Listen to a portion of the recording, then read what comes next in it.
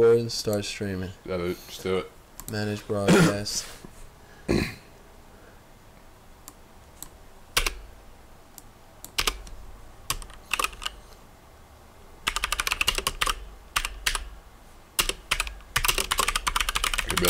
like a musician, man. I just wear my glasses the whole time and stuff. Yeah, I'll put mine on. What's going on, guys? Welcome to the show. I can't take you fucking seriously with those things on, man. Should I do it? Does it look good? Yeah, fucking, why not, dude? Fuck it, why not? I'll say something about it. I might take them off, but... Let's do it for like 5 minutes and see what happens. This is going to be cool. All right. You look like a redneck pirate, man. Dude, nice.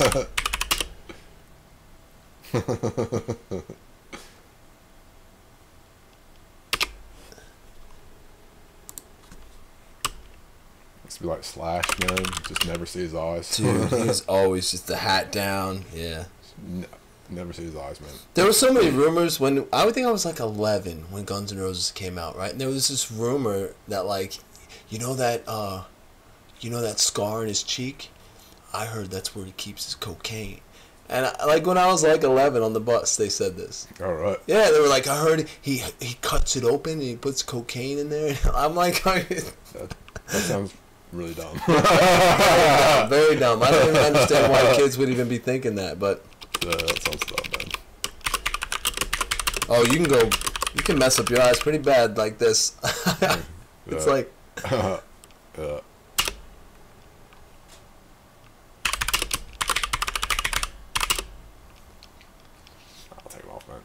No? Oh, well, fuck it. Why not? We'll leave them on. Just do it for a minute. We'll just be like... we'll just fuck around for a bit, yeah. And we'll take it off in a minute. You got me doing it now. Let's do it, mate. Let's do it. We're committed. We're committed. And you got me to go live, so there you go.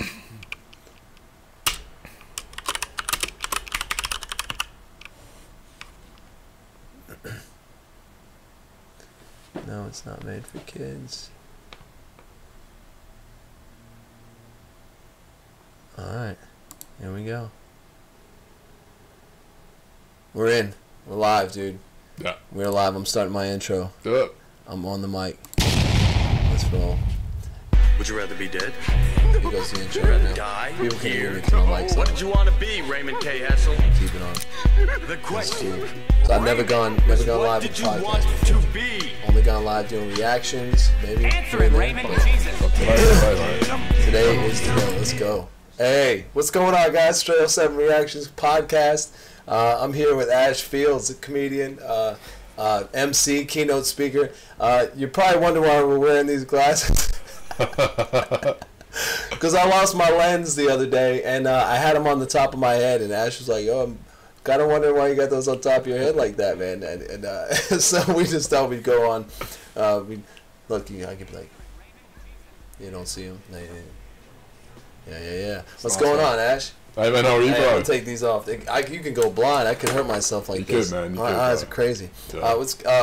So we're going live with the podcast, but the idea is that I wanted to bring on artists, musicians, comedians, entrepreneurs, people to come on and just chit-chat and talk. We don't know how long it's going to last. I'm kind of just free-flowing it here, but welcome to the podcast, man, to the show. It's not necessarily a podcast. I don't upload it anywhere other than YouTube, but I guess you can call it It's a podcast, man. Yeah. All right, cool. If it's a video and we're talking, in my book, it's a podcast, bro. Yeah. Do you know where podcasting started? No idea, man. Interesting fact, and I tell everybody, my cousin lives in New York, and he lived in the city. And when iPods first came out, they used to have like house parties, but you couldn't be loud because it'd be like in apartments and things like that. So they would literally, the DJ would cast to the iPods, and everybody'd have their earphones on. They called it a podcast. So it had nothing to do with really like talking. It was literally like the DJ was casting to everyone, and they were listening to the same music, and they're all like, it's like a solid disco. in silence. Solid So disco, cool. man. Yeah, I want to attend one of those. I think it'd be really fun. Yeah. So welcome again. So you're Ash. Yeah, you're man. a comedian, MC, keynote speaker. And I met you down in Charlotte at Crown Station. Yeah, that's right, man. Yeah, Crown Station. Yeah. Crown Station's a cool place. I've been there. I've been going there for, man, a long time. It used to be on Elizabeth. Do you remember? No, man. So So how long you been here? So yeah, I'm newish back to Charlotte, man. So I've been back in Charlotte for about 2 years, man. But yeah, I only been on the Charlotte comedy scene for about August last year, so about 6 months. But been doing comedy for about 3 years. So yeah, where Crown Station is now, that's the only place where I know it's been, man. So yeah. All right, and from where? You mean back in Charlotte? Where were you before this? Oh yeah, so yeah, from North Carolina, was living in Australia for about 12 years. Wow. And then got back to the States end of 2019, and was out of comedy for a while. And 2020 with COVID made it a bit challenging, man. Yeah. I did some random comedy gigs at a yoga class. Nice. I just asked the instructors, like, hey, can I do some comedy before the class? No microphone. Yeah. No, nothing. I was just like yelling, pretty much. Was it fun? It was. I don't know if anyone else enjoyed it, but I enjoyed it. I've seen people do it when mics go out. They were like, I'll just talk. I'll just do it like this, and they're just yelling it. Yeah, I was pretty much just doing that, man, for about 5 minutes each time. And then, but then, yeah, ended last year, man, 2021. Finally got plugged into the Charlotte scene, and yeah, I've been on it ever since, man. Hitting it pretty hard. Nice. Met a lot of cool comics, and just trying to just having fun with it, man. And my main thing week to week for me, dude, is just trying to be a better comic each and every time. Just improve, 1% each time. And just have fun, man. That's the main thing with comedy. If you're not having fun, then you shouldn't be doing comedy. Yeah, I see some people stressed out walking around like trying to get their sets right, and I'm like, dude, that can't be fun. You're like, I don't want to do that. If it turns into that, why am I doing it? Like, Yeah, man. Yeah. That's cool. I think you just gotta be, just as a person, as a comedian, you just gotta understand and realize that stuff's gonna go off the rails, and it's gonna go off the rails a lot. And you're gonna have bad sets, and you just gotta be comfortable with that from the get go. This might be a terrible 5 minutes or a terrible 10 minutes, whatever the case may be. Yeah. But then, hopefully, you videotaped it. How old am I, man? Put it in the VCR, mate. Put it in the VCR. The camera. You're like, hopefully you just took a recording. You got your GoPro, mate. You got your GoPro. But nah. Hopefully you got it on your phone, you can watch it, and then after that, just delete it, man. Don't ever think about it again. Just short-term amnesia. Learn from it and just forget it. It's good to listen to yourself, though. Sometimes you could be over-scrutinizing yourself. Oh, yeah. You could pick apart everything you did, but I kind of like to listen to the audience when that happens, because I'll be like, did they really notice, or am I just talking to myself? You know? So that's when you get feedback from other people. Be like, man, I messed up on this part, and they were like, I didn't even know. Dude, that happens so much. I was gonna say that, man, because it happens. It's happened to me before. When I'm in the moment, if I'm not as in the moment as I'm thinking while I'm doing it, and then I'll think, oh, that didn't quite hit, or that didn't quite like that. Just sort of in the back of your head, and then you go back and watch it, and you're like, oh yeah, this was the part. And you're like, oh yeah, it was. You couldn't even tell. It was pretty good. It wasn't nearly as big as I thought it was. So yeah. Your mind kind of is a bit weird in that respect. It kind of plays tricks on you, man. It feels like reality, and meanwhile, you're really just nobody sees your brain. Oh, notices, man. Yeah, no one even. I didn't. When you watch it from the outside, you're like, I didn't even notice I skipped through that. Like that, I kind of hesitated. I didn't hesitate. My brain hesitated. Yeah. Yeah, that's cool. So, were you born in the United States or born in Australia? You born in North Carolina? Yeah, so born in North Carolina. I lived here until I was about 21. Okay. Studied at Wake Forest University, and while I was there, did an exchange program. Went to Australia for about 6 months. Loved it. And, yeah, it was awesome, man. And came back over here to the States, finished up my degree, and then went back out to Australia. And yeah, man, just was living out in Australia. I mean, it's back and forth a few times for different things. Yeah. Between the States and Australia, but yeah, had my whole life in Australia, and yeah, just sort of end of 2019 decided to just mix things up, man, and came back to the States, and was doing some work with the baseball team, and that was going well for about 6 months, and then playing baseball. No, I wasn't playing at that point. I was doing sales for a team, and I was actually going to be the on-field host for this particular team, but then COVID just, nixed the whole season. Yeah. So it wasn't like MC host kind of thing? MC host, like the guy on the field. Out on the field? Out on the field. Nice. That was good. You don't even think that those are positions. You're like everybody's always thinking like I got to be a this or that, and you're like, well, there's other things you could do for money, like, Yeah, man. Yeah. Because I've done some previously in the States and in Australia. I've done for baseball, doing play-by-play commentary, color commentary. I've done some live announcing as well. Just like actually just being in the stands with a mic, with a wireless mic, just saying different things, Yeah, doing the starting lineups. And do you like baseball? I love baseball. You got to know it, right? You can't like just commentate for a sport. You got to know it, man, and you got to. And the thing is, this is my personal. I'm not an expert I wouldn't say I'm an expert analyst or commentator, but in my opinion, it's more about telling a story. So if you watch, let's say you're watching ESPN, and you got the play-by-play guy, and then the color commentator. Oh, girls now too. It's 2022. There's women doing it too, obviously. Right. And so a lot of times, the game, if it's a really good commentary, the game itself is more in the background. So they're talking about it, but then it's more.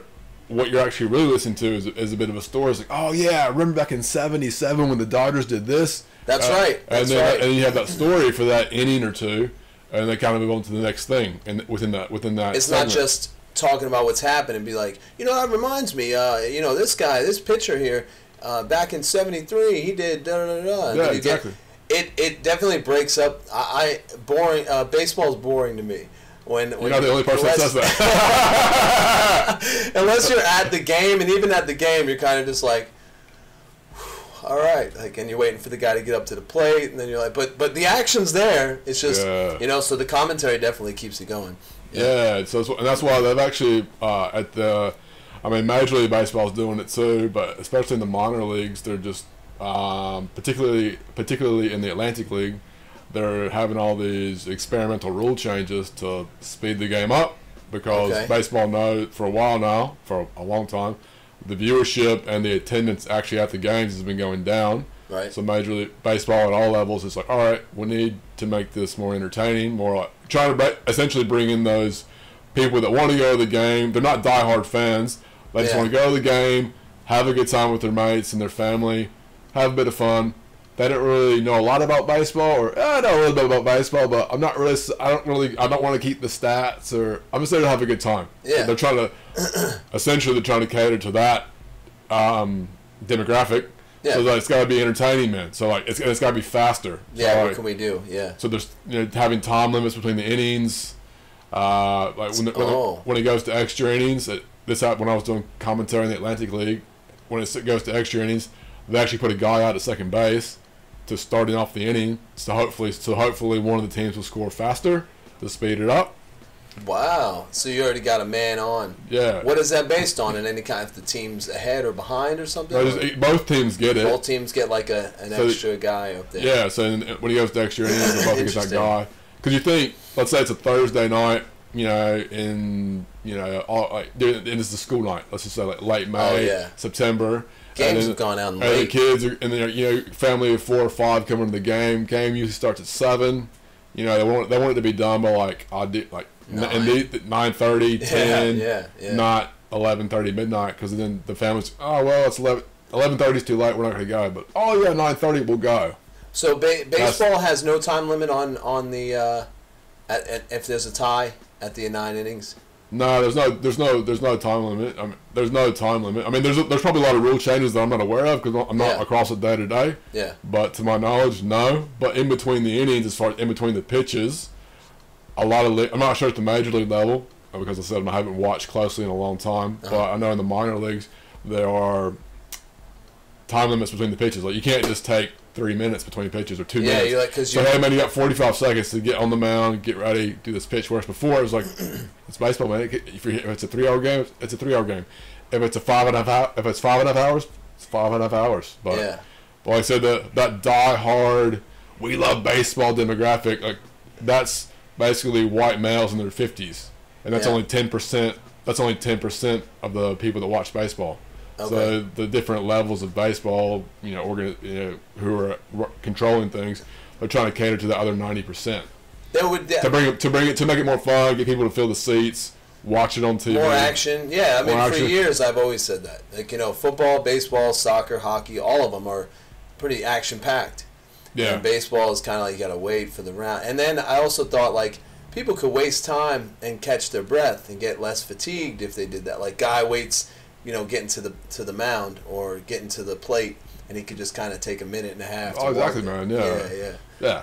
That's cool. Yeah. So different things you can do as an MC. What other things have you done? Yeah, so I've done that, man, and for the past several months, I've been doing NFL watch parties at Dave & Buster's. So okay, it's basically been myself and a DJ at Dave & Buster's, and we just create this entertaining atmosphere for people in the restaurant and the bar area. Okay. So he's doing all the music, and we both got mics, and we're bantering back and forth, and I'm going up. I usually have a really long cord on the mics, and going up to tables, right, getting kids and families involved in different games, giving away so many prizes, man. So many prizes, keep it fun and loose, and talking a bit about the game as well.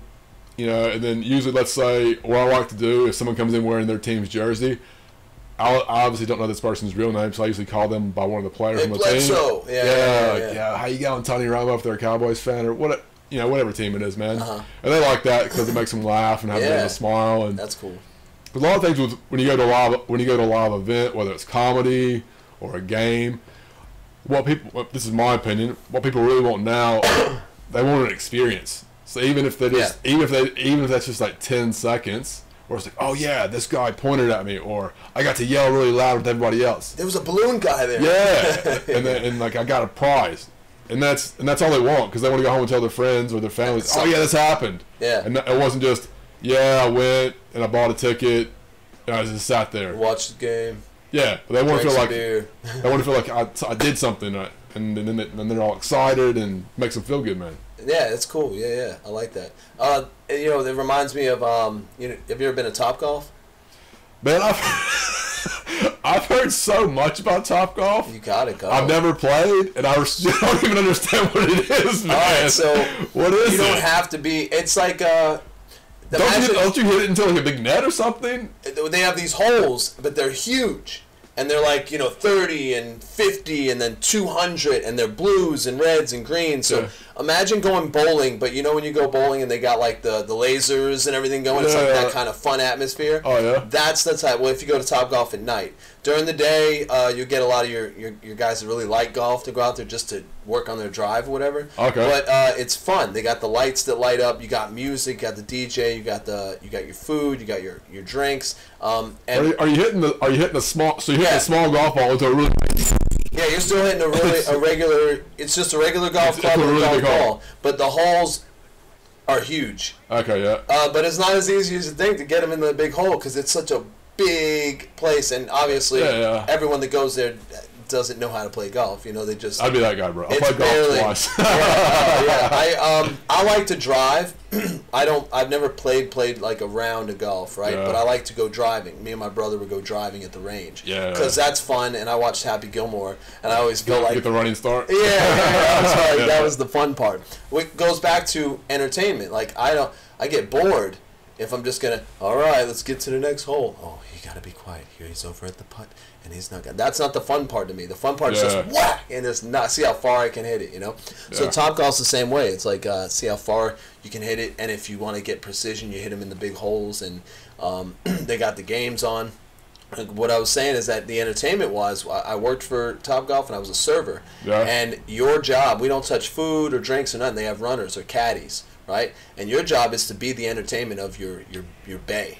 So I go there and I'm interacting with you. I'm playing golf with you. I'm like, hey, you guys doing all right? You know what I mean? Like, you don't want to be there too much, because you got to feel your audience out. You know what I mean? If you're going there and you're just hanging out, and then you're like, let me sit down. Hey, let me get a wing. You know what I mean? Don't do that. Too much. And you can feel them out. They'll tell you like, they'll be like, yeah, okay, see. They kind of give you the bar. Can you leave? So you can walk off. Yeah. But yeah, you gotta go, man. Well, I had Evan Pitfield. He's a comedian. I know he's a comedian, man. I don't think we've ever personally met, bro. I mean, I've seen stuff of him online. I might have seen him in a few gigs, but we've never actually spoken directly, I don't believe. He met me out there when I was working there. I just kind of posted. I was like, hey, I'm at Topgolf. I just got off. Anybody want to come hang out? He came and hung out with me. We were just hitting balls all night. Yeah, it was fun. Yeah, so well, okay, so that sounds like a fun gig. Dave & Buster's. Is that were you hired by Dave & Buster's, or this is you and the DJ? Yeah, so it's it's through Dave and Buster's, man, and I just you know saw some information about it. Started a It was their idea. Yeah. So nice. yeah, Trying to step there again, trying to do some extra stuff. It was happening in a few other locations around the country as well, and yeah, just started a conversation and just kind of talked about my experience as a comedian and MC. And they're like, yeah, man, that sounds great. We'd love to have you on. And we just started, man. So we started at the beginning of the season. And yeah, how long ago was that? So September. Okay. Yeah. Yeah. And how's it going? Is it getting better? It's just pretty consistent. Oh, yeah, it's going well, man. I'm gonna have to get out there. And I'm not. I don't really watch sports too much. So is it only during the games, or is it other types? Oh yeah. So for the moment, this is just been for the NFL. Okay. So not really any other sports at the moment. Yeah. And yeah, man. So, but it's been fun. So it's like comedy, man. We've been reading the crowd and figuring out what's. And something else I didn't mention before was at the beginning we were doing a lot of trivia questions. Yeah. You know, stuff about the I've players. seen that before, yeah. And then I remember one day we did again later in the afternoon we had a bunch of these older guys that came in. You could tell these guys were hardcore NFL fans. Uh-huh. So I started getting. I used to watch the NFL all the time when I was a kid, man, and NFL films, and so I was going like really old school with some of these trivia questions, and these guys were just like just knocking them out of the park. Killing them. Yeah, just there's some guys that know all sorts of trivia. All the young guys needed their phones, looked up at the answers. These old guys just getting it before Google. Bang, like, it just goes to show you the brain's better than the phone. Oh, 100%. Still, I can. Yeah, that's awesome. So and that was the thing, like, cause usually we've been finding that in the beginning, like in the first half of the day, it'd be like a lot of kids, a lot of families, and then on some weeks later, it'd be like just a lot of guys. It's just, hey, I just want to just watch football. So we just kind of just tweak the way that we interact. You kind of read it, or they tell you that? No, we read it. Yeah, so it was more like me sort of reading it. There's families there. You might want to be entertaining because you're trying to entertain the people that really aren't into it. I was thinking that, like, some guys might just be like, "Oh my God, will you guys stop? I'm trying to watch the game." You know, like. Yeah. So when the game's on, we're letting the game go, but during the commercials, as far as what we actually do, like, as far as what we say and how we interact and what we're stuff happening at the restaurant or events or what we're actually saying, we kind of cater to what's going on. You know what I mean? Yeah. So people are like, "Oh yeah, that's interesting," or kind of get people involved, and you just feel like, okay, this time we'll just kind of give it a rest, feel it out. Yeah. Or hey, we spoke to this person, we spoke to these people last time. We'll talk to the guy like 70 feet away, and just I've talked across the restaurant before, man. Yeah, it's like a comedy gig. It's fun, it sounds dude, like. Yeah. Do you tell like family-friendly jokes, or do you just kind of? It's not that. It's not really a lot of jokes, man. It's more just a lot of banter. Do you crack jokes? Yeah, of course, man. Okay, it's a time to practice. Yeah, but it's a good way. I'm not up there just doing material. Right. It's more. It's a lot of crowd. Like, hey, dude, this isn't your open mic. Yeah. You know, like I mean, obviously talk about comedy and shows that I'm doing. If just let people know what's going on, and And when doing that, I'm saying, hey, I'm going to be here on this day. But I'm also saying, hey, support local comedy. Check out some local artists. It's a good time. Because also at that Dave and Buster's too, they've been doing a lot of shows in one of the rooms. So I actually did one of those back in September. Comedy show? Yeah, and then even outside of that, when there were other shows there that even I wasn't in, when I was on the mic, I'd say, hey, after the game, there's going to be this comedy show in the room next door. Check it out. A lot of great comedians. Just supporting each other, man. Because comedy, there's a lot of comics around, but at the same time, it's a small community, man. At the same time, even if guys and girls coming out of state or whatever, the names get around, man. And people, definitely. And you always want to. It's hard, man. Comedy's hard, bro. So you want to put out good vibes and lift people up, man, and just do what you can, bro. So that was just like for that particular case, that was just a way for me to, obviously plug this show, give some guys a bit of a shout out, discuss it, just kind of keep putting it out there, and yeah, man, just. Did you see anybody you knew out there? Like, did you get some people from like Crown or something to come out there? Not so much Crown, man. I mean, so it's kind of a different comedies. There was some guys from South Carolina that were there. Nice. Some guys that had seen at other gigs as well. I've been to. We talked about Common Market and I've done towards the end of last year. Went to Lituations several times as well. Uh-huh. We talked about Crown. other places in South Carolina, man. So, yeah. And what are some other mics you've been to around Charlotte? So let's see. There's Crown. Right. There's I like it. Common Market.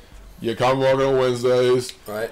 There's So people go from Common Market to Crown. Normally, yeah. You can bounce. You can bounce. Right. The Common Market's first. There's enough time to get over there to the Crown, and you just sign up. So I mean, they're only like 10, 15 minutes apart, man. So you might as well, if you got time, you might as well just do two, get the practice. Yeah. Monday nights start back up at Graham Street.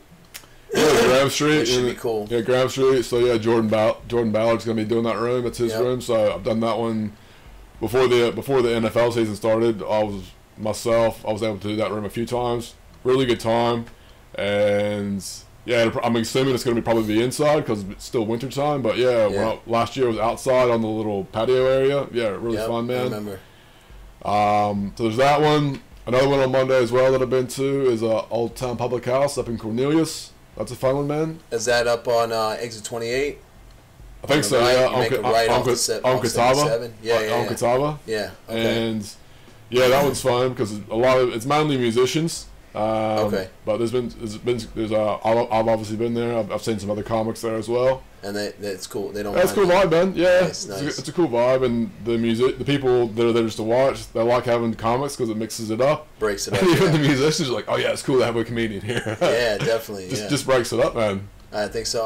When I was doing rap music, we would open up for like the rock and metal bands. Oh, so it's kind of a different switch up. So I imagine like comedians opening up for bands as well. Is that a thing? Has it ever happened? Somebody came out and did some comedy, and they'd be like, "And now, Judas Priest!" And like, then the band starts. That might be a cool thing. That'd be cool, man. Yeah. I've seen comedy shows have DJs. They play music beforehand and stuff, but that might be a thing, man. I don't know. Yeah, I've seen with DJs where they. I mean, a lot of times you get like the intro music, but then I've seen it like where they really get into it with the music. Right. They go hardcore with the DJ. Cool. Yeah. And then I've been to like at Lituations, man. They with the two guys that run it, Tyrone Burston and Deacon Dean. It's like two MCs, so they're kind of playing off of each other. Nice, yeah. And they're kind of building it up, and then you kind of go on stage, and so it's a different vibe, man. And it's pretty cool because you kind of get in a different feel, different room, and you're just kind of learning, man. Because yes, you're learning comedic skills, but you're also learning ways to relate to people. Social skills. Yeah, you're learning social skills, man. I know a lot of funny guys or a lot of skillful musicians or whatever, but they're just not really good on stage. Their stage presence is not there, and that's like half of it. You can be a great musician, but you don't know how to talk to the crowd, or you don't know how to get gigs. So you're just like kind of, my singer of a band that I was in one time. He was a great singer. He was a great writer, but he would always kind of shy away from the crowd. Like he would kind of go back in the corner and like and then he didn't know he did it unconsciously, but he was going like back and forth and kind of like hiding. So anyway, so I know people that like that, but what else we got here? Guitar player? No, he was a singer. Oh really? Yeah, So like guitar player, you can just chill in the back, but no, he was like sometimes I couldn't get him to do like certain gigs. I'd be like, hey man, you guys should do your like an acoustic set and come out to this place, and it would just if it wasn't just right, they weren't gonna do it. And like I'm open to do anything. I'd play to an empty crowd. Like I would just go up there and do whatever. Like, I don't care. It's experience for me. It's fun for me. And then so the experience of just getting on stage and being able to perform, regardless of how many people are in the room, it's just your practice. So. It's funny that you said that too, man, when having no crowd there, because that's actually a bit of a test in itself, because, you could have the attitude like, no one's here, man, middle of winter time, it's dark, like, what are we doing here, man? But, the other way to think about it is, hey, man, either to yourself or to the other people that are there, other comics or other performers, whatever you're doing. So, hey, man, we're here, just do the gig anyway. And it's just a way for you to just, in a way, kind of from within, just bring that energy, even though it might just be like one person, one comedian in the crowd. I did a gig. Yeah, it was at Lituations, man. It was literally me and one other comic. Yeah, and that was it. And that was it. And then like halfway through that, I think two two non-comedians like walked in, and that was it, man. So yeah, it could've been, the whole attitude could have been, all right, we're just gonna pack this in. It's like, well, nah, man, we're here. Let's do it. You gotta focus on those people that walked in now. As soon as they walk in, you gotta be like, hey guys, what's going on? But even if they did it, man, it's just the fact that you just gotta just kind of power through that and commit to it, and just do it anyway. And because yeah, I mean, it sucks. You want an audience there, but you just gotta just bring the energy anyway and just do it. Yeah, it's kind of like the gym, man. Like, I mean, I go to the gym pretty regularly, man, but like 90% of the time, dude, I don't want to go to the gym. I mean, I do it because, like, you want to feel good, look good, and it's obviously good for your life and your health. Yeah. But I rarely feel like going to the gym. Do you know what I mean? Right. I'm not like, oh, can't wait to go. It's just like, nah, dude. Like, my clothes are right there. I'm gonna put them on before I can talk myself out of going. You know what I mean? Yeah. So. Speaking of room full of comedians. That happens all the time. Yeah. If you can make comedians laugh, though, like, I mean, I hear that a lot from old comedians, like at the Comedy Store and stuff like that. They'd be like, we used to be in there with like just us, just entertaining each other or running things by each other. You know, you get feedback and whatnot. So yeah, and then sometimes those random, like when it's let's say there's a show or an open mic and it's literally like only comics. No one shows up for only comics. Yeah, you can just switch it up, man, and turn it into a workshop. So like. It doesn't happen all the time, but you can say, I hear you saying. You say, hey, you're gonna do your 5 or 7 minutes, but if you want, we can. If you want it, we can like stop. Yeah, what do you think about this? How can I make it better? What do you think about this? What do you think about this? So you can just kind of workshop it. Yeah. And get some feedback, and then when you do it at another show or another mic, you've already got some feedback. We can tweak it or add to it or tag it. Right. However, yeah. Yeah, there's sometimes you'll think of something and you'll just be like, you'll run it by somebody and be like, yeah, and just the littlest tweak, you'll be like, I wasn't even thinking that. You're right. If I present it this way and then bring that part in, it sounds much better. Yeah, I love it. Yeah, and you're just bouncing ideas, man. And everyone thinks about things differently, and so just kind of like just sharing. Hey man, what do you think about this? Is it good, or can I make it better? Or I've been working on this bit. So yeah, it's great, man. It's good. That's what's up. All right. So I sent you out like a little questionnaire, just to get to know you. But I see you have here on your goals for the year are 150 comedy gigs. Yeah, man. I'm just gonna turn this on, man. Keep talking, bro. Read at least 40 books. 40 books. Woo! All right, I'm trying. 40 pages in a year. I'm working. Maybe I'll make that a goal of mine. Yeah. I'll look at when I lay down. Sometimes in bed, I'll like grab a book and I'll kind of flip through and I'll read something. It's very hard for me to commit to a full book. Yeah. Sorry, man. You're an avid reader. Yeah, with this Instagram thing, if I hit live, does it automatically start? Or do I have to hit I think start? so. I think you hit live, and then I think it'll give you like, what do you want to title it or something? You got to title your live feed. Okay. Yeah, no worries, man. That should be fine, man. I think it's fine. Yeah, I think I'm gonna stop the stream, and then we can just keep recording. Then I can man, for sure, dude. Yeah, that'd be awesome. You're going live, so thanks for checking us out, guys. I'm gonna let this video play on, so check out the rest of the podcast. I'm gonna go ahead and upload it here in a little bit, but just wanted to go live and see what it was like. So I hope you guys enjoyed it, and if you want to see the rest of it, I'll upload it tonight, and you can check it out tomorrow. All right, I'll see you in a minute. I'll see you in a minute. Yeah. Okay. Yes. All right. We're still recording though, so we'll just keep going. Yeah, let's keep going. Yeah, and then so like. Be on 12 podcasts. How many you got out so far? This is the second one. So it's essentially one a month, and so I did one in January. So that was cool. That was when I was literally sitting in my car. Oh yeah, you said sitting, holding my phone and doing it. Yeah. When I told that we'd spoken. The guy I did it with, we'd spoken about it, and I actually did one towards the end of last year, but.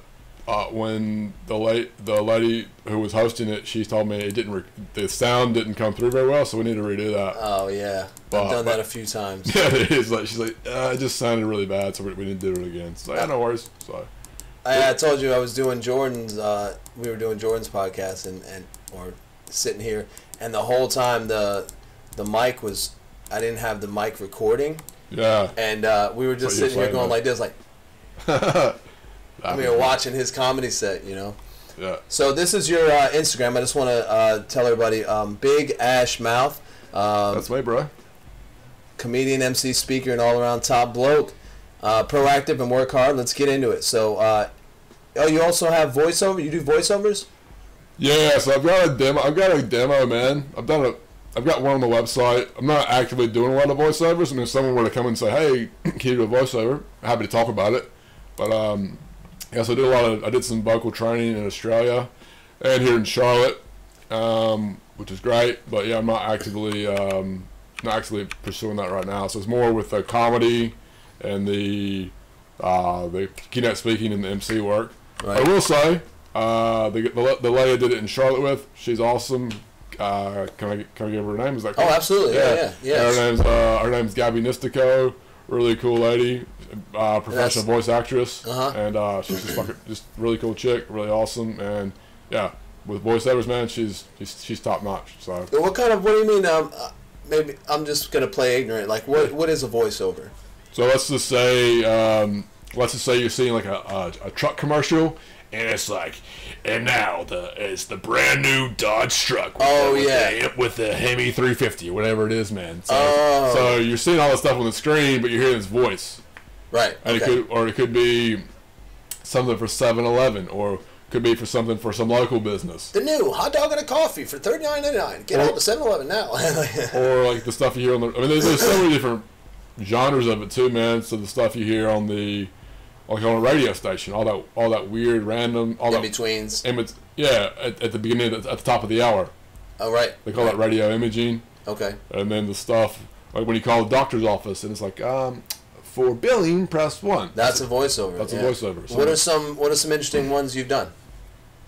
So, to be honest, man, I did a lot of training with it. I made the demo, and I was getting a lot of business stuff set up. So to be absolutely honest, what did you do on your demo? So it was. Because I've done a lot of stuff for just my bands that I've worked with. None of it I can count it, but at the same time, it was all just for me, right? So I would do voiceovers for for promotions that the band was going to be performing something. Yeah. And this was in MySpace. I would put little clips. Yeah, I would upload little clips of now check out this band. They're gonna be here. I think I was a little ahead of my time. But we would do stuff like that. So what'd you do for your demo? Yeah, so it was a lot of. So I had this one that was kind of like talking about. I made it it was over 2 years ago, man. That I made it. It was about some stuff about Australia. There might have been one that was related to like trucks and trailers or something like that. All right. There was another one. This really silly one about.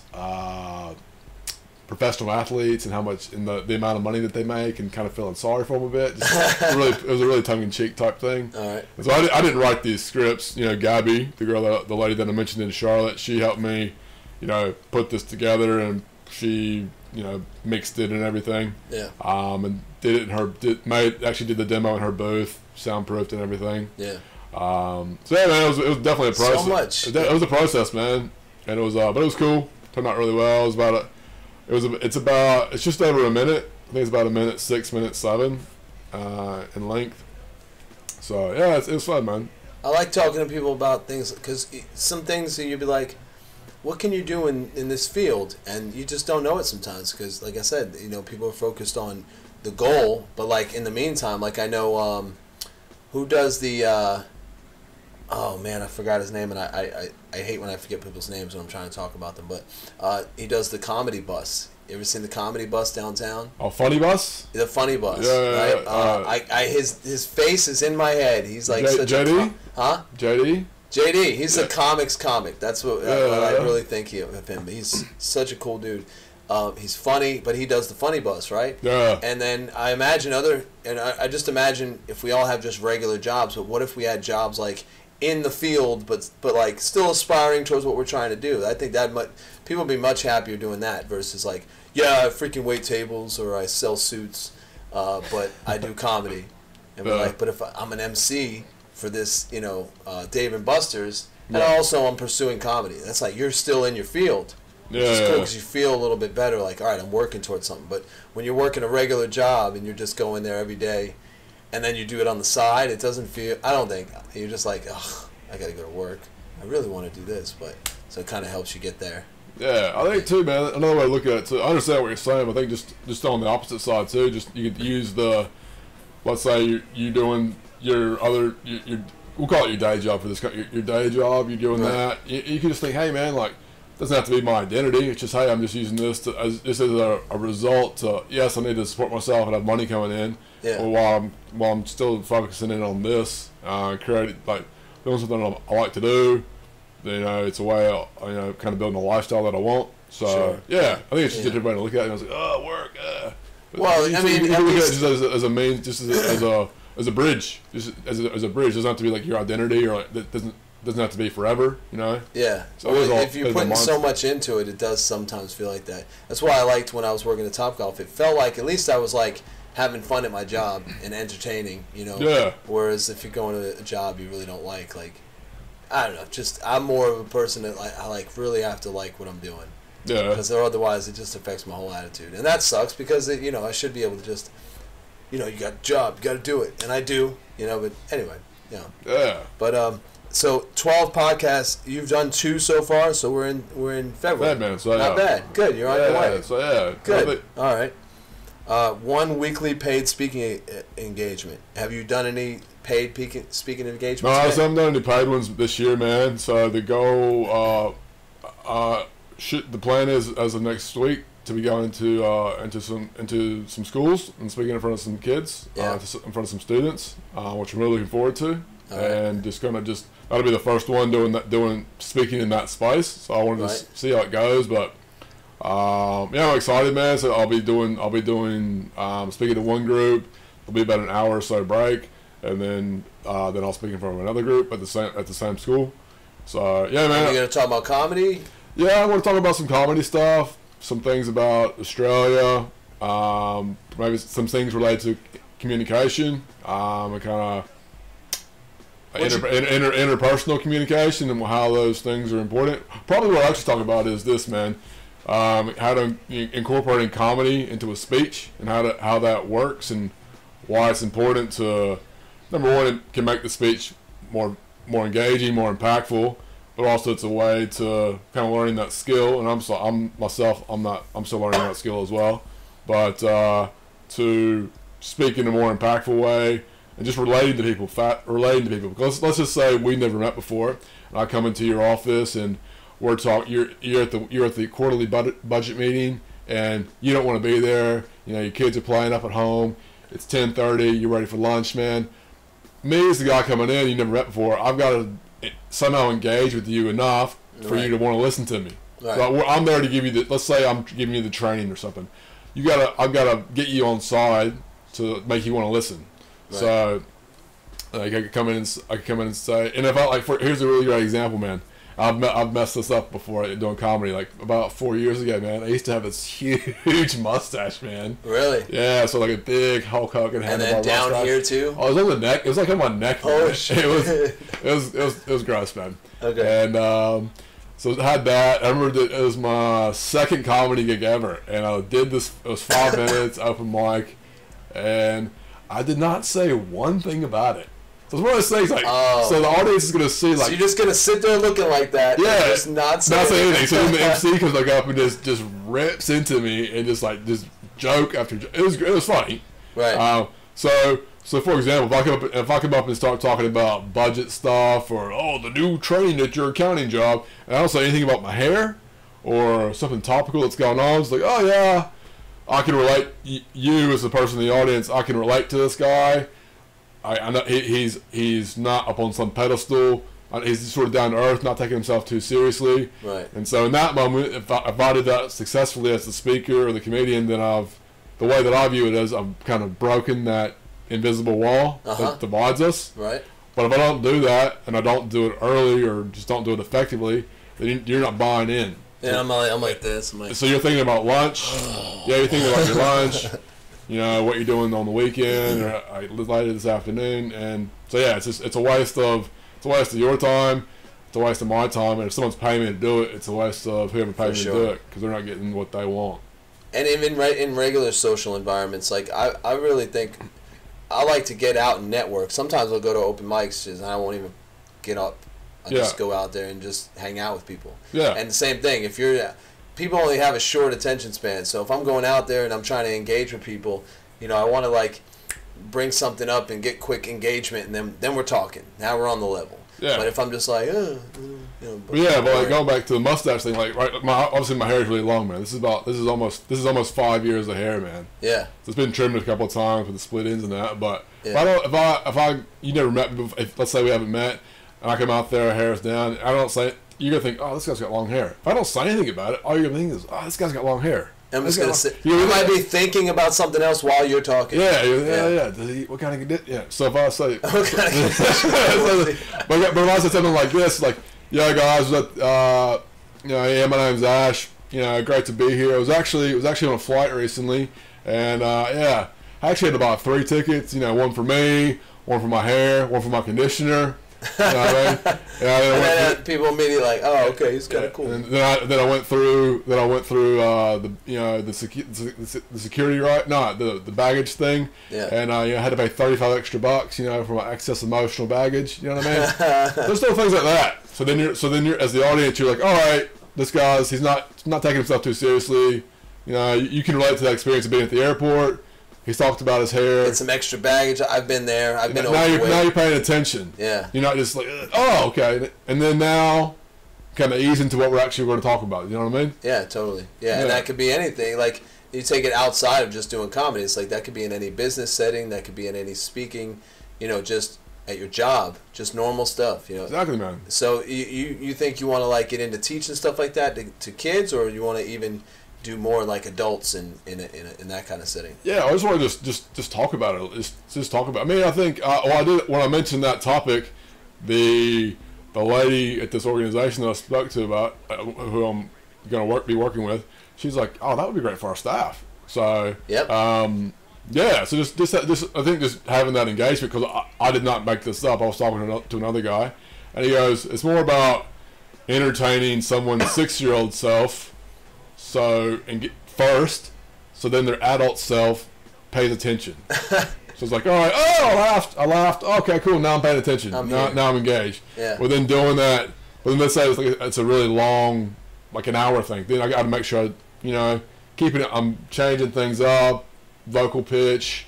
I'm not just monotone. I'm not just a guy doing the PowerPoint reading it. No one likes that. And I'm entertaining you enough to keep you bought in, so that you're paying attention, you're learning. Like I was saying off camera, man, like the infotainment. I want to give you value and information, so you go home to your family, your friends, like, you know what, that Ash, he taught me some stuff. I learned some stuff, but you know what, I had a good time too. Yeah. Kind of like that. So gotcha. And same again, infotainment. I didn't make that word up, but like just you need information, but it's entertaining at the same time. So you just put them together, man. Yeah. We don't. Let's see.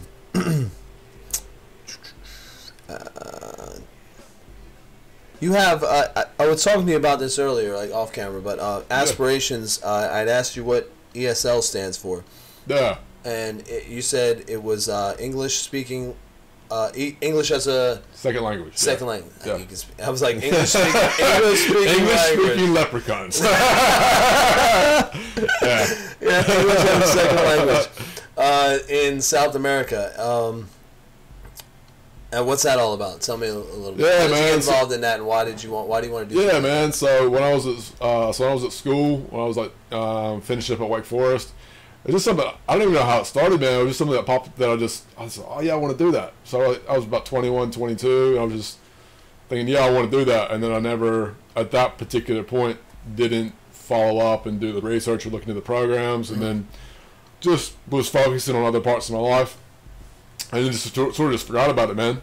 And then more recently, was just thinking, okay, no, I definitely want to do that. So obviously COVID's still around, but when it was at the point where it's like, hey, don't leave your house, I had a lot of time at home, man. So I think, well, I've been reading a lot of books.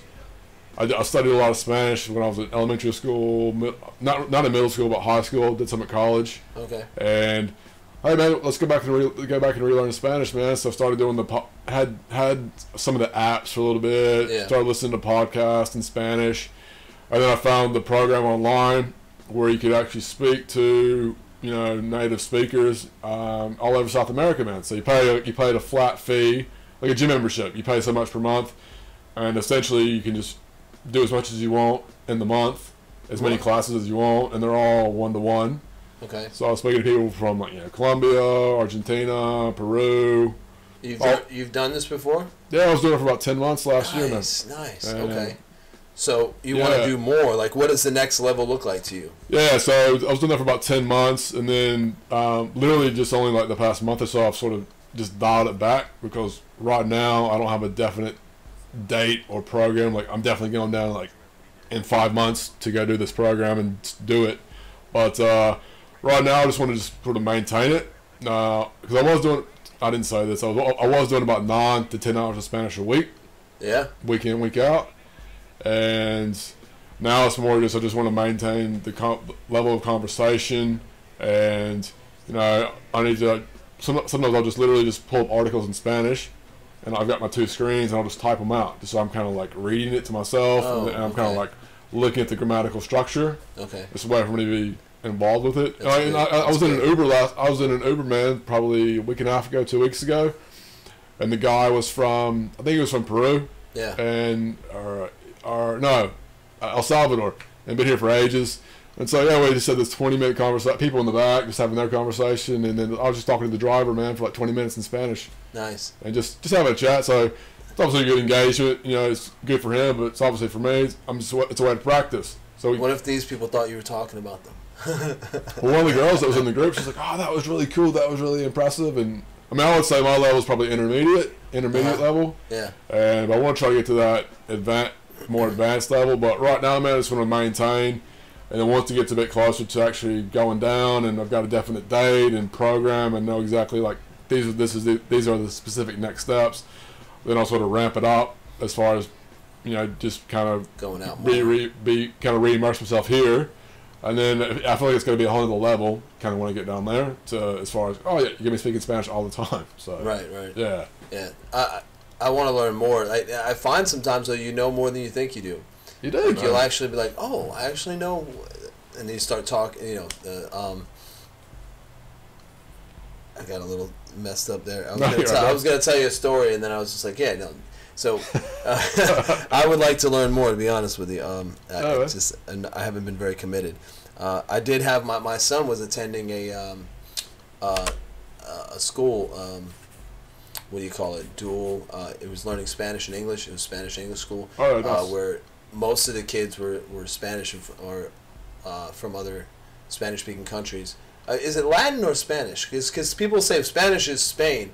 Mexican is a different dialect. It's just different dialects, but you still say it's Spanish? It's all Spanish. Okay. It's all Spanish, but the Spanish that's spoken in Spain would be different than the Spanish spoken in Mexico or Panama or Argentina. Some of the pronunciations, some of the words for different things. I think the Spanish without going into it too much. Like, for example, one of the plural forms of the word "you" in Spain, they use a form called "vosotros." So Right. and in essentially all the other Spanish-speaking countries, they use the one called "ustedes." So they both mean the plural form of the word of "you" of whatever the word is, but it's just the way it's said and spelled is different. But it means the same.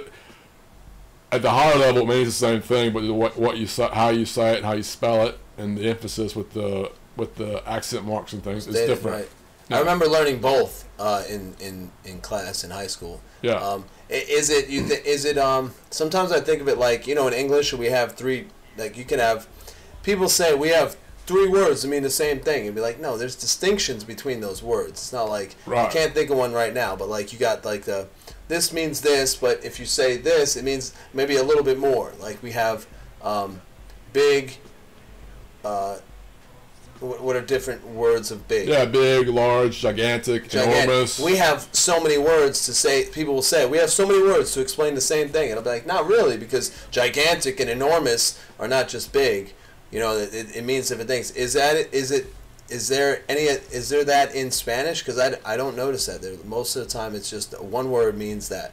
Well, there's all the slang. There'd be the slang words as well. And I've learned a little bit of slang. Obviously, don't know all of it because there's the slang between the different countries varies as well. Yeah. Like maybe like Colombian slang, Venezuelan slang. Yeah. And there's also... But like by definition, is there like, there's grande for big. Is there a enormous? Or is there a different term to mean muy bigger? grande, so very big. Very big? Is there anything further than that? I mean, gigante, so gigantic. Okay, so there is distinctions. I think enorme, enormous. Alright, so there is distinction. Yeah, it's different I wasn't words. really sure. I kind of thought that it, yeah. And then something like, we say, oh yeah, there's words like, hey, that. There's a word for like that, but then there's another word for like that, but it's way over there. Oh, okay. So there's more like a middle distance, and it's like, no, it's that thing way over there. You know what I mean? Instead of saying that thing way over there. It's like, it's a different word. No, not this, that. Yeah, so it's like this, that. And the other thing.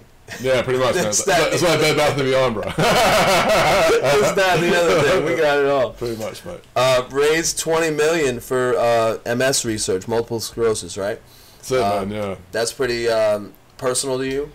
Yeah, man, so I know 3 people. I appreciate you bringing that up. So I know 3 people that have MS, and I mean, one of the people that I'm talking about, I know this guy, I know this person to another person, but like, I haven't actually met him. But yeah, man, it's one of those things. I'm not a really sciencey type person, man, but I feel like everybody's born with like a gift. Like, everyone's like a sort of an innate gift or a talent, and it's just that person's responsibility to use it in some productive, constructive way that's outside of themselves. And for me, man, I've always had a really deep voice, really big, and with all the communication things I'm doing with comedy, MC, speaking, it's almost sort of a natural progression. So I figured, I can, as far as the MS goes, it's a way for me to speak about it, talk about it, and just raise the awareness and raise the money. So yes, I'm not going to be the guy or the girl with a microscope in the lab in the coat. Yeah, that's not going to be me. Right. But I can still have an impact and do something positive, man. Raise the money, man. So yeah. If I have the voice to be able to do that, then I'm going to do that. Yeah. Okay. So right now, it's a long way to go, man. So right now, I've set up the platform. I spoke with a lady in Australia, and it's the organization that I'm partnering with. It's called the Trish Multiple Sclerosis Research Foundation, and I've got a little thing online. I'll can send you the link to that after, man. Okay. And yeah, so basically, it's a tax write-off too. So basically, you just go there, click the button, say how much you want to donate. There's a stupid little video of me just talking about MS in like a Macho Man Randy Savage type voice. Do you want to look at it or no? Send people to it. Look, you're live on Instagram right now. Look at me, man. That's awesome. I did. Yeah. Awesome. So your goal is to raise $20 million. Yeah, 20 but you say you actually raised some money. $50. $50, man. That's money. Two of my mates. Yeah. Threw in 25, and then before I actually set up this platform, I need to donate more, man. I think I threw in 20. What's the website? In a different way. What's it called? I should know this, man.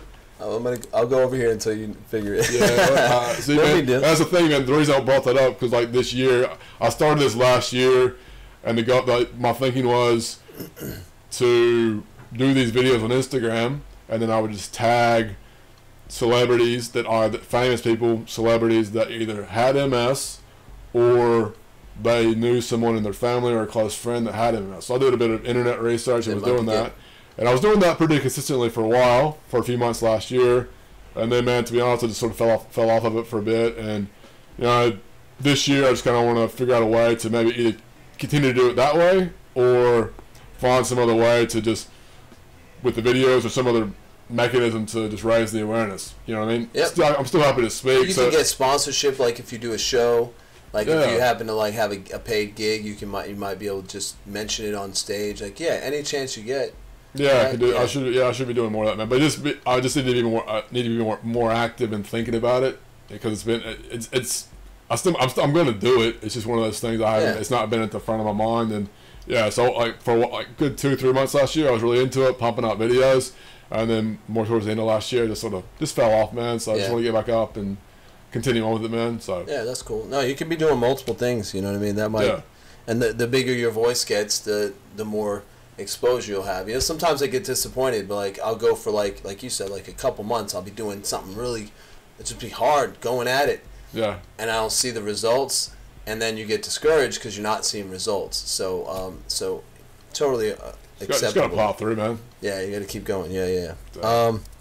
Yeah, I guess we don't have to do it now, man. But there are, if you scroll down on Instagram, there are some videos way down, man. Let's check it out. We're talking about it. Yeah, just keep scrolling, bro. I'll tell you when. Just keep scrolling, scroll. I have this up here, so like while I'm scrolling, people can check out. Yeah, some comedy stuff, man. I did some comedic interviews, just talking to other comics about what they're doing. Just me, just talking comedy about beard. You got the beard. Beard, man. I didn't shave for a couple of weeks. I haven't shaved for almost a year. I'm killing it. I love it. You're going great, man. You're going great. Just talking comedy stuff. That's me as Macho Man Randy Savage. Right here? Yeah, man. Okay. Oh, that's cool. Yeah. Oh, that's great, man. Yeah. That's awesome. Oh, that's a good idea. Yeah. How cool is that? Like that. That's why I took a photo of it, man. That encourages people. It's in the bathroom, right? It is in the bathroom. It encourages people to get it in there. Yeah. Don't throw your shit on the floor. Exactly, man. That's awesome. I had to take a photo of that, man. Couldn't pass it up.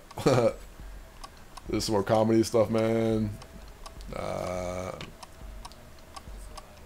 That's one. Evening Muse, that's another Evening place. Muse, man. I forgot about right. that. Evening Muse, I've done that one multiple times. Dave and Buster's, here's that thing you were telling us about. So Dave and Buster's. Yeah, so that was back in September. Okay. That's me doing the MC stuff. And this is the... that's Lituations. That's Tyrone and Deacon Dean. Okay. So, and you know, I was going to say when we speaking of this, a few years ago I was saying, you know what comedy's missing? The comedy team. Comedy's missing two people going up there just bantering back and forth. That's what Tyrone and Deacon Dean do, man. It's fun. It's amazing. They're funny dudes, man. Yeah. Really funny. Me and my cousin used to go on jobs. He would have me do like jobs, just in people's houses and stuff. We do like decks and all that stuff. But yeah, check out one of those. Check out the one with the teeth, mate. With the teeth. Oh, this is one of those videos. Okay. Yeah, check them out. I'm pretty sure. Yeah, this is a good one, man. I forgot I made this one. Hold on, let me get this down. We're talking about MS.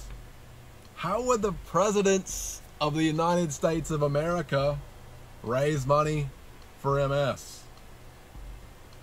Move into my laptop, gonna give a little money. You remember that song Peaches? Move into my laptop, gonna give you a little money. Move into my laptop, gonna give a little money. I don't remember that song. Remember the presidents of the United States? Remember that band? I remember Pot USA.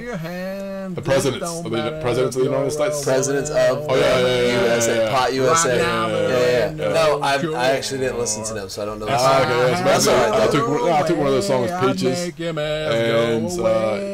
there it is. Check the link right there, man. Give some cash. This right here. That link there, man. All right, cool. Yeah, let's go there. Let's show people where we're at. Little money. See, I just changed the words to one of their songs and just. How does the song go?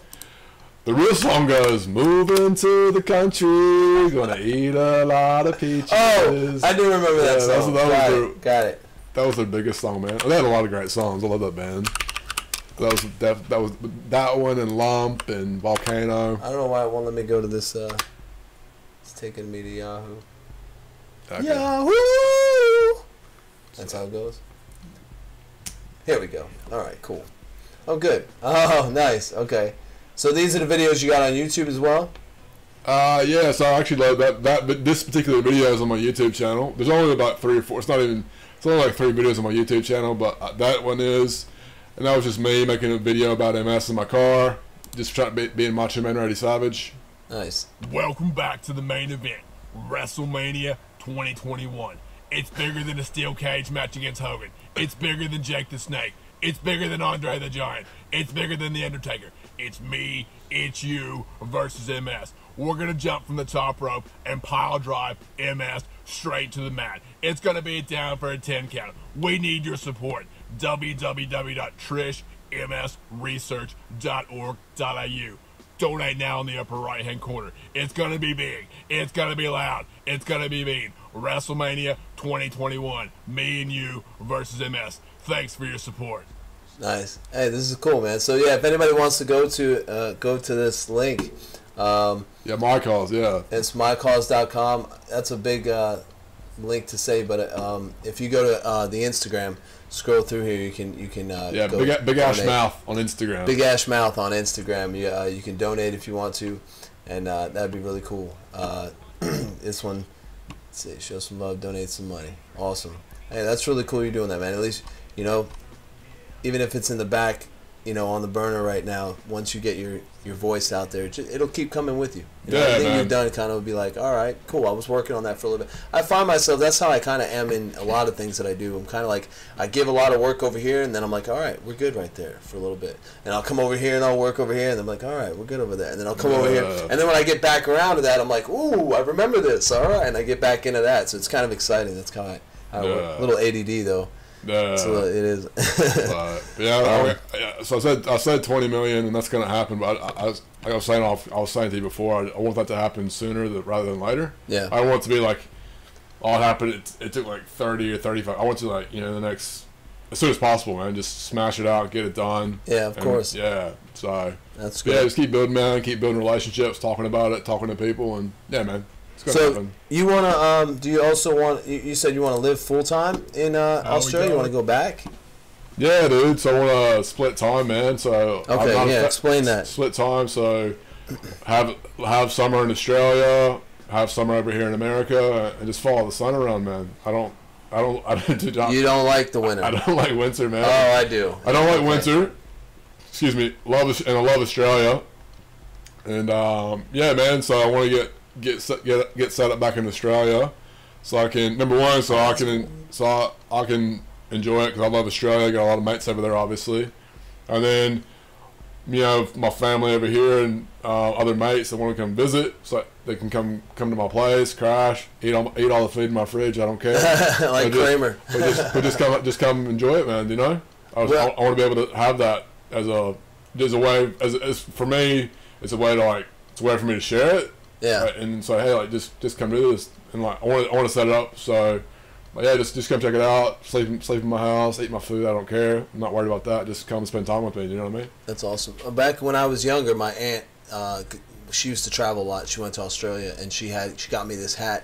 It was It was like a football team or a rugby team. It was the Australian Roos. Oh yeah, Kangaroos. Yeah, and I had a hat. It was like my favorite hat. What color was it? Blue. Oh yeah, that'd been white. The footy. Yeah, the blue. That'd be the Kangaroos. North Melbourne. Yeah. Yeah. So I always wanted. Since then, I've always thought I want to go to Australia. I don't know about living there because I do like the cold.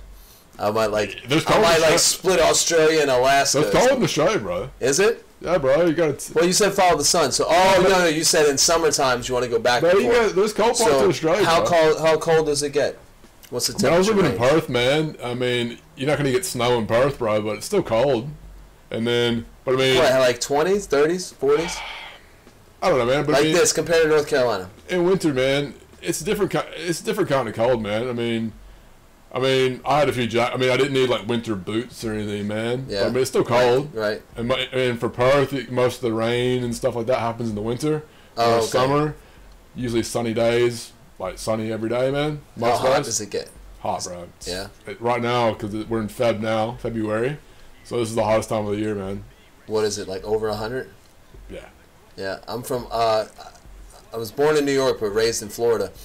I just developed I hate the sun. I just don't like we were constantly going to beaches and Disney and Epcot, so it was always just too much for me. So I had to get out of Florida and become halfback. They call us halfbacks because people that go to New York or up north and then they go down south, then they come halfway back because it's kind of acceptable. Okay, yeah. I wish it would get a little colder, maybe we get a little bit more snow, but I do like it here. Yeah, the weather's good, and then we can go, up to the mountains, or you can go down to the beaches and still be just a couple hours away. Yeah. So I like it here. Yeah. I'm not one to. I like the beach, man, but I don't want to sit. I don't want to sit on the beach all day. I'm no. I'll go there for I'll go. First of all, if I'm going to be there in the middle of the day, I gotta have an umbrella, bro. I'm not getting burned. Yeah. I don't want to tan, bro. I don't want to tan. But if I'm going to go for a swim, I want to go early in the morning, while the water's calm and not a lot of people, and I don't like a lot of people either. And then you just have a bit of a swim, 20 whatever it is, and then get out and then have a bit of a coffee if there's a coffee shop around. Yep. And then, but if it's during the day, like if it's during the middle of the day, I'm definitely under an umbrella, bro. I'm not just like baking in the sun. No, Let me get not for that at all. Do you surf? Did you surf? I did some. I did a little bit of surfing, man. Only a handful of times. I did a few lessons. Where they just kind of show you the basics. I mean, did you get up? I got like 3/4 of the way up, bro. Okay. Because I'm goofy foot, man. So I would, what I was finding was I get about halfway, 3/4 of the way up, and then my front foot, so my right foot would just sort of like kind of fall off the front of the board, and then I would kind of fall off to the right. Yeah. So yeah, I never got all the way up, but a couple times I got pretty close, man. So, I've only went once, and I didn't get up. It's hard, bro. It is. It's harder than I've done. You're really tired when you're done too, man. You're tired, man. Yeah, because you're like you're paddling, man. Yeah. I like to skimboard. That's fun. Yeah. I taught my kids how to skimboard recently. We went to the beach. I went to, where did we go? Florida? I think we went to St. Augustine. Yeah. And we also went to Wilmington. And we took a couple beach trips this past year, which was fun because you couldn't really go nowhere. So we were like, well, we'll just go to the beaches. And just, you know. But I've done skimboarding, wakeboarding behind a boat. Okay, water skiing, stuff like that. Yeah. Water skiing's hard too. I've only water skied once, man, and that's hard, man. Bro, if you gotta hold to get yourself up, you really gotta be like, I know. Like, yeah, you think, oh yeah, the boat just goes on his. No, man, it's an effort. And you ever get dragged like front face down? Even putting the ski on, like, even when the ski comes off in the water, even like, because I've never done it, man. So then you're in the water. You're kind of bobbing around this life jacket, and then you gotta put the ski on. What is this, man? It is. It's hard, bro. Yeah, that's why I grew up. My parents snow skied, and I picked up snowboarding. I was like, I like snowboarding a lot better. So wakeboarding is a lot more fun too. Yeah. Behind the boat, but I could do both. I haven't done it in a while. Okay, yeah. Nice. So, all right. Oh, this is the mustache pick. The mustache. That's one mustache, man. That's that was at a gig in Australia, man. Nice. That was a different mustache. Okay. That's not the one that went all the way down the neck. The other one was to the chin, to the edge, to the bottom of the chin, but then I just went down because what I did was I did November. November, yeah. Yeah. So and then instead of shaving it at the end of it, I just ended up keeping him. We just ended up keeping the mustache for another, I don't know. That's a good time to practice. 5-6 months, man. That's a good time to come up with new styles. When you grow everything out in November, and then I still go through December, and then January I start going like, oh, let's see what this looks like. And you can, because you got a full thing to work with, full canvas, so you can try something different. Yeah. So sometimes I would just not shave, and then I would shave in the mustache, and other time, some of the boys were like, "No, you can't do that. You got to start from scratch." And then other times I would just literally November clean shaven, and you just grow in this disgusting mustache over the course of the month. Was it a handlebar, right? That's what they call it. Yeah, the handlebar, man. That's like that's a pretty tame handlebar, that one. So, Nintendo. You grew up playing Nintendo? Yeah. Favorite game? Or top three. I don't like to ask people favorites. My top three.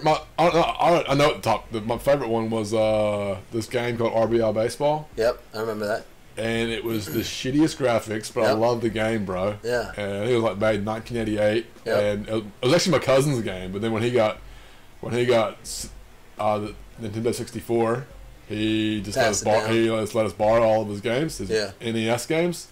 And dude, I played the game so much. Nice. So I used to play that one. There was another one, Monster in My Pocket. I don't remember. I played that one a lot. All right. And I mean, I like Mario as well. The basics, the original Mario games. I wouldn't put it in my favorites because it's original. Yeah. Excite Bike.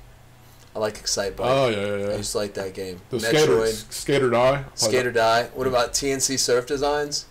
I never played that one. It's skate, surf, and I think it was just skating and surfing. But you would like literally you skate. You got to jump over things. Skate or Die was fun. Remember the guy in the skate shop with the mohawk? What was his name? I can't remember, bro. Yeah. Man, that was cool. You that was hard. You got to get the moves, and you do 360s, and then go back down on the half pipe. Yeah. That was a hard game. RC Pro-Am. Remember that? Nah. It was kind of like a Mario Kart, but with RC cars. Okay. And you'd be like, wee. Me and my cousin played like all the time. Okay. And then there was the Ninja Turtles 1 and Ninja Turtles 2. Yep. On regular Nintendo, that was cool. And then probably, and then I don't know if you ever played this, the Addams Family video game. Did you ever play that? I might have played it once or twice. I don't know but I don't remember it. Yeah, I remember having it. I remember having it as a kid, and then you had to like go around and collect all these different objects and do these different things. Never actually beat the game when I was a kid, and then like much later, man, actually went on when the internet came around, looked up, all right, how do you actually do this? And then like much later, actually when I was older, actually beat the game. Yeah, I beat Mike Tyson's Punch Out on an emulator. So Mike Tyson's Punch Out on regular Nintendo, we would never. Mike Tyson just boom hits you and you're out, right? Yeah. But later on, when I found an emulator on the computer, the emulator you could pause with F9. So like right before you got knocked out, or you wouldn't know when but you'd be like, I would dance around and I'd hit him and I'd be like F9. So at least I got a hit in, and then he'd knock me out, and you can go back to that part. So I was able to beat Mike Tyson that way. But that was it. That was it. I got through the whole thing. Yeah, I remember. Yeah. Mike Tyson's Punch Out was fun. That's probably maybe one of my favorites. Yeah, that was a good game. Is there anything you want to talk about, touch on, or what's on your mind? Anything going on in the world that you want to? To be honest, man, I'm not one of those. I don't really. I know what's going on in the world, man, as far as the main sort of news, but I don't really make it a point to watch the news day to day. Number one, most of it's really bad news. And number two, what do you build your comedy with? Build my comedy. Honestly, man, I just write about. A lot of times, more so the past several months, I've been making an effort to actually sit down, like usually on a daily basis, and actually write. Like I'm going to sit down in a set time, or at least an hour or two, and just write. Yeah. It has been in the past where I'll just be doing other things, and like just little ideas will just get triggered in my head, and I'll write down the quick idea, and then go back later or in the moment, and just try to expand on it and just develop the whole idea. But yeah, sometimes it's just things that have happened to me in the past, or I like a lot of wordplay type things, just to really silly compare and contrast. And I noticed that with the comedy in Australia, it was, hey man, the whole vibe with the audience was, hey man, hurry up and make us laugh. That was all. Yeah. So all of my jokes are pretty, I would say they're pretty stripped back, and it's just enough. There's enough information there for you as the audience to know what's going on. But it's like usually 2 or 3 lines. So it's got the setup and then the punchline, or like setup, something in the middle, punchline. It's really quick. So like I want you to laugh pretty quickly and consistently, and developing more story type jokes. I feel like that's more. I feel like for me, this is my opinion. You sort of do that as you get a bit more advanced. Yeah. I've tried story jokes before, but from my experience with what I did, that didn't go down as well as the other stuff. And yeah, just the way that I normally write and think, I'm just thinking like in little bursts, like okay, laugh, and then then I can try to. So there might be little individual jokes. And then I just try to, if I want to expand on a bit, just try to weave these different things together. Yep. Even though I wrote them separately. Yeah. So kind of blend and get into the next joke. You mean? Yeah. Either for a transition. Speaking of this, boom. Yeah, or I wrote this one, but then I wrote this one later, but they're kind of in the same theme. Yeah. I can kind of tie them together. Yeah. And then so if you've never seen it, it's like, oh, it comes across in a conversational type manner. You know what I mean? So, but yeah, that's kind of how I think about it. Most of the time, it's just me doing it myself. But I have sat down on the phone with other comics, and we've gone through. Hey, I got this bit, man. Let's go through it. But yeah, man, I don't really write a lot of political stuff. I mean, I got maybe one or two, just sort of dumb things, but not really. I just try to keep it pretty light, man. I'm not trying to super deep. I'm not really like that, man. Pretty chill, pretty relaxed, and just have a good time, man. But yeah, the stuff I'll come up with ideas like when I'm out and about, and I'll just like type them in. I got a little notepad in here, and I just put like the subject matter. Yeah. And I think sometimes I'm pretty good at like being able to see the subject matter and then just go off and start telling. I think I like to tell stories a little bit more than I like punchliney stuff. I know I've seen some comedians just like straight just boom, boom, boom, boom, boom, boom, boom. So da da da da, and da da da da da da da da da. Punchline after punchline. I think I like to tell stories. I like to get into like experiential, like so, you know. But everybody's different. That's what's awesome, you know, because I love comedians that could just be like, just keep punching you, and you're like, that's so funny, like one-liners, you know. Yeah, that's cool. So. Yeah, I don't write. I guess that's the thing now. People are really, it's touchy. Like, I don't know what was comedy always like that. I think it has been, but like nowadays it's a little different. Like people are like kind of sketchy about what they write about. One of my favorite comedians is George Carlin. So like I felt like he was serious, but he said it in such a way that you're kind of like, oh shit, it's funny, but like he's hitting you with something. Right. Or then there's like comedians just Kevin Hart just be funny all the time and just kind of just you know, bring the funny. So there's different. Who's one of your favorite comedians or your favorite of all time, if you know, if you can recall? Yeah, I mean, I'd say right now, man, at the highest level, it'd be for me Jim Gaffigan. I just think he's funny, man. Yeah, I think he's really relatable material. It's just everyday stuff, and the fact that it's all of it's clean. I mean, which is honestly, it's actually really hard to write clean material because it's just. I mean, have some kids. You won't have. It's really easy to write. It's really easy to write. You know, filth, man, and I think so too. And you can. I mean, not so there's a time and a place for all that sort of stuff. Nothing wrong with it. But as far as you know, if you're writing cleaner stuff, you're giving yourself more opportunities to perform at different venues in front of different groups. That okay, there's going to be kids here, or hey, this is a corporation. It's got to be at this sort of clean level, and it just makes you think a bit more too. I mean, this is my opinion. I feel like it just makes you think a bit more as a comedian. Like, how can I get this message across, or this still be humorous, and just take out all the, you know, any cursing or any innuendos that might not be appropriate in this situation. Whatever your beliefs about it, that's not the point. It's more like they don't want it. How can I still deliver this message in a funny, impactful way? You know, within these preset, you know, parameters. You know what I mean? Yeah, no, there's places like, I mean, Topgolf, for example, has a stage, and they would have like DJ nights, but they would also have performance nights. When I worked there, I was like, yo, how cool would it be to have like a comedian here, and you can hear the comedy while people are playing golf, or you got some music and everything like that. So yeah, and in that setting, you can't just be cursing up a storm and, you know, talking about your junk and all that, you know. So, right, man. No, totally. But it has this time and place for it. I think that kind of comedy is best among comedians. For some reason. I mean, maybe it's just my personal opinion, but I seem to notice that comedians love other comedians that can just, like, say the raunchy shit because, like, I don't know why. Just that's what they really, like, gravitate to, because maybe they're always trying to not... I don't know. It's just what I notice. Comedians love that. Yeah. What kind of comedy do you like? Like you said, Jim Gaffigan. Is that more the comedy that you gravitate towards, or how about an older comedian like 70s, 80s?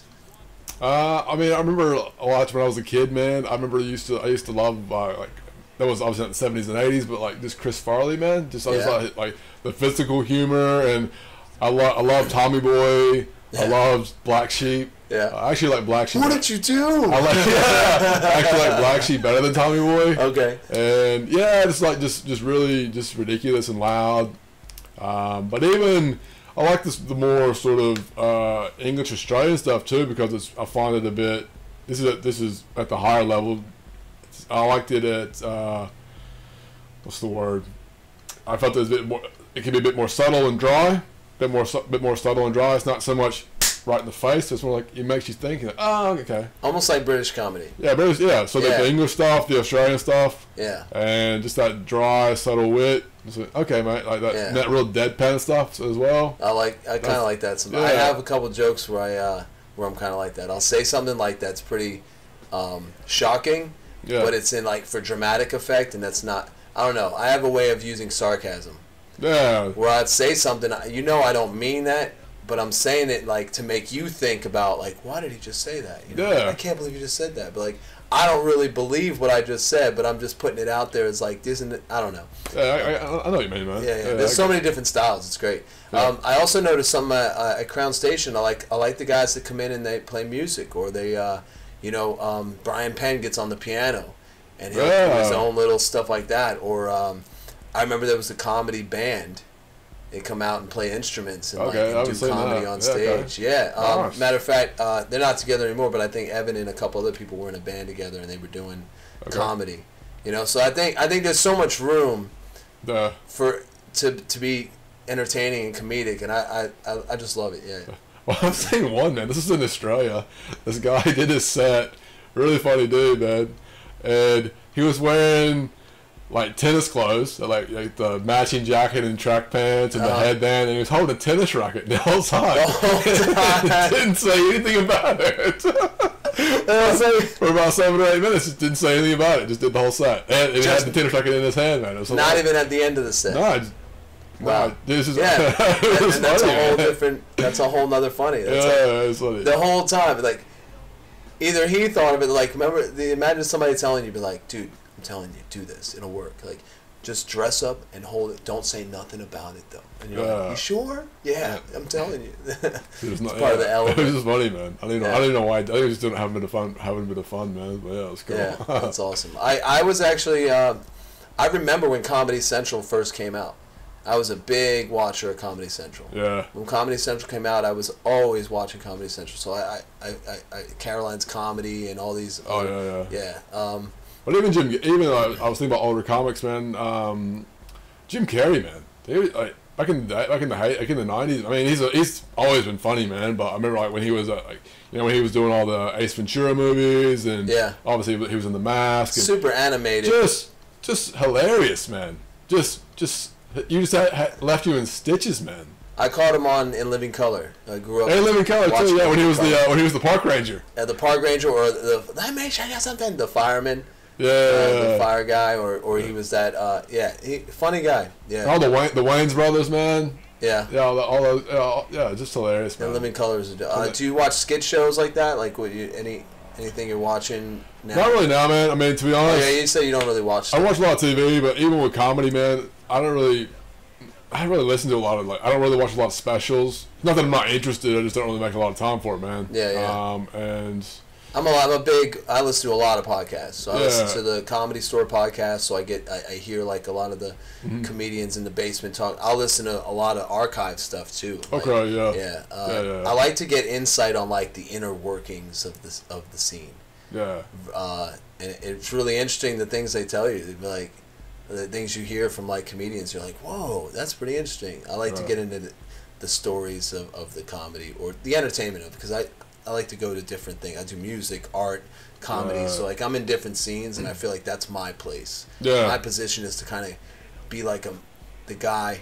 I feel like I want to be the guy that's like, oh, you know him from that? I know him from over here. You know him from there? I know him from over here. Like, so I like to be in different scenes, and not just in one thing. So I don't know what my position's gonna be in whatever it is that I do, but I want to make sure that I am in different scenes, and still be able to be like maybe commentary. I don't know what to do, but bit of a bridge man or connector in a way. Yeah, you know what? That's funny because my co-host on the other show used to call me Joey Bridges. Because I was always able to like kind of connect people in different areas. Yeah, bring people on the show, or that's cool, man. You made that connection. Yeah. All right. Cool, man. Well, what else? What else you got? You got anything you want to talk about? I mean, pressing. Nothing pressing, man. I just say like most of my days are pretty similar, man. Like my routine, man. So I do the whole gym thing. Like do my yoga. Do my journaling, my reading, man, and then just obviously keep up with comedy and other things like that, and just try to keep getting better, man. I just think the whole idea, again, I'm not making this up, just leveraging other people's experiences and knowledge, just try to be just 1% better, man. Whether that as a person, comedian, just as a dude in general in the world, man. Just try to just keep getting better, man. And 1% every day. 1% every day, man, and just and that whole thing. I've done this in the past before, and it's never worked, man. That whole thing. There's always a lot of noise out there, man. But it's just try not to compare myself to what other people are doing or how they're. Just think, hey, man, just do what you're doing. Just focus on yourself, and just try to be better than what you used to be. Just be better than the old Ash. You know what I mean? Yeah. And that just keeps it more focused where it needs to be. And then so when you're you know, I feel like you just have a better relationship. You have a better relationship with yourself, and then you have better relationship with other people as well, because you want to, you know, you're improving your own self-image and your confidence. I feel like I'm a confident dude, but just constantly just maintaining, putting positive things in, and then you can kind of take from that and kind of give it out to other people with your interactions. Yeah, you know what I mean? That's what's up. So be you. Be you, and be you, man. And then if people don't like it, that's their choice, man. That's outside of your control, for the most part. You can't really control someone's opinion, man. So, okay, man, no worries. That's cool.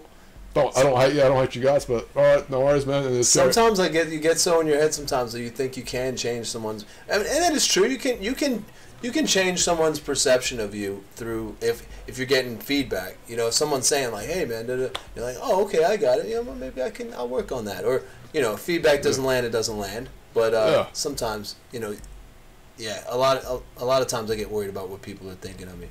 But it doesn't stop me from doing anything. It's always on my mind. Okay, you know, doing stuff like this too. Like I'll be talking. I'll be like, "Oh, I wonder what they think of me when I said that." You know, but I still do it. I don't care. I'm still gonna be me.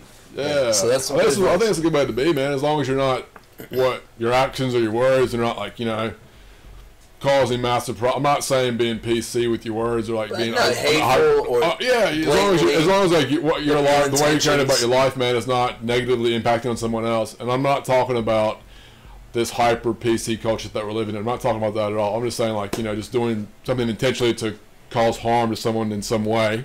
Yeah. Beyond that, man, as long as you're doing what you're doing, you know, you're a good person, I think, just live your life, man. Do what you need to do.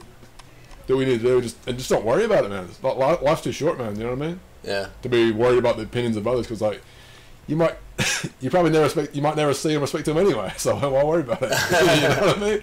Yeah. So that's just my take, man. No, that's great. I guess along with that too, man. Like the whole thing of trying to be, you know, when you're in high school and stuff, you're trying to be cool.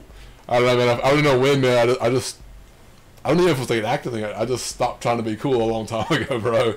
You know, I was like, oh, I gotta do this. Cause I remember when I was in middle school, man, and part of high school, I used to roll my socks down in my shoes because like it wasn't cooler to have your socks showing. Dude, up. so did I. Yeah. But then like my feet would hurt because the socks were like really big, and you'd be stepping on it, it'd be kind of uneven inside of your shoe. But then I'd take my shoes off and my feet would smell, bro. So it'd be like, why am I doing this? This is just, it was around the time. That's a really small example, but just I stuff like that. had long man. socks, right? Yeah. And that was around the time that the short socks were coming in. Yeah. And I didn't have money to buy the short socks, so I just rolled. I didn't roll them down. I went underneath my, you know, it was smooth. I pulled them down and then wrapped it around my foot like a double up. So it was like a double sock. So it worked, you know. But it was it was a transition into short. So then I bought short socks, and then I realized that you actually need different socks for different things. You know, dude. Sometimes you don't want short socks and stuff like that. But I would put like, I remember in elementary school, I switched schools so much that I was always like kind of trying to get attention. Yeah. And I realized that. But I would put paper clips on my shoes, so they would like dangle and make noise. I didn't know I was doing it at the time for that reason. Yeah. But now that you think about it, I'm like, yeah, man, I was just like trying to get attention. But it was like I was always changing schools, so I was always meeting new people. Yeah. I think that kind of shaped me into the person I am today. Is like I meet new people all the time. I'm really good at meeting new people and making connections. That's good, man. Bridges, yeah. Bridges, man. That's Joey Bridges. I might actually go with a Joey Bridges. That could be a handle for you, bro. Hey, man, I want to thank you for being here. We can go ahead and wrap it up here. And are you still going live? Yeah, man. Nice. All right. Well, I appreciate you being here, everybody. This is Ash Fields. You can follow him on Instagram, Big Ash Mouth. And if you're local, if you're in the Charlotte area, come to any of the open mics that we mentioned. Crown Station. Let's name them real quick before we get out of here. Crown Station, Common Market, Old Town Public House. What's Pin House? Yeah, I forgot. I like Pin House. I haven't had a chance to perform there yet. Pin House. There's another one that Skylark. I think it's called Skylark. I think it's called Skylark. It's a newer one. Lituations. Lituations. That one's. I think that one's been. That was at the end of last year. I think it's coming back. Okay. Stuff down in South Carolina, man. Fort Mill. Yeah, Chris Corrado's got a lot of. Corrado's got so much shit, dude. I don't know how he does it. I don't know, man. I don't know if he sleeps, man. But he puts on. No, Bill. I see. He's posting all the time. Shout out to Chris Corrado, man. I was supposed to do a rap battle comedy thing, and I wasn't able to make it. I a lot of stuff happened with my son a couple years ago, personal stuff. But I wasn't able to make it, but I really wanted to because I've done hip-hop and rap music. Yeah. So I'm like, a rap battle comedy? That's going to be fun, but I heard it was a lot of fun, so I want to try that again. I got to get out to a Corrado show. I've only seen a Corado show like in person and watched it, but I never actually performed one, so I'm going to check it out. Have you done one? And then I've never done rap. I've never done a rap battle. No, a Corado show, like. I've done a few of those months. Yeah, I've done it. Yeah, it's fun, man. Okay, cool. And what else? And then down in Columbia, Cornelius. Yeah, Cornelius, Old Town Public House. All right. Columbia. Down in Columbia, South Carolina, the one called The Joint, that says Michael Garrick and T Link run that room. Okay. So that's a fun one as well. Did that one for the first time a couple of weeks ago. And yeah, man, there's just like comics are just putting on, shows here and there all the time, man. People passing through town, so definitely get plugged into the scene. A lot of great people. It's a lot of fun, man. And it's just great to support local comedy, man. Definitely. You never know who you're going to see on TV in the next 5-10 years, man. So you never know. That too, sometimes they'll have comedians that come from out of town. They're actually pretty popular. Exactly, man. And you don't even know it. They're just hitting some open mic in the city because they're here. Yeah, so, exactly, man. Dope. That's what's up. Ash, thanks for being here, man. I'm going to go ahead and sign off real quick. Thank you guys for watching. I'm going to post this. Oh, doesn't even matter. We're not live. Thank you guys for watching, and we'll see you next time. If you want to be a guest on the show, hit me up. At Tre07KID on my Instagram. Send me a message. Like, share, comment, subscribe. You can comment on here. I talk back. I'm not big enough to not comment now. So, yeah, I can talk to everybody right now, but eventually I feel like I won't be able to talk to everybody. But for now, hit me up. All right, thanks for watching, guys. Peace. Look, the people you are after are the people you depend on. You cook your meals. You haul your trash. We connect your calls. We drive your ambulances. We guard you while you sleep.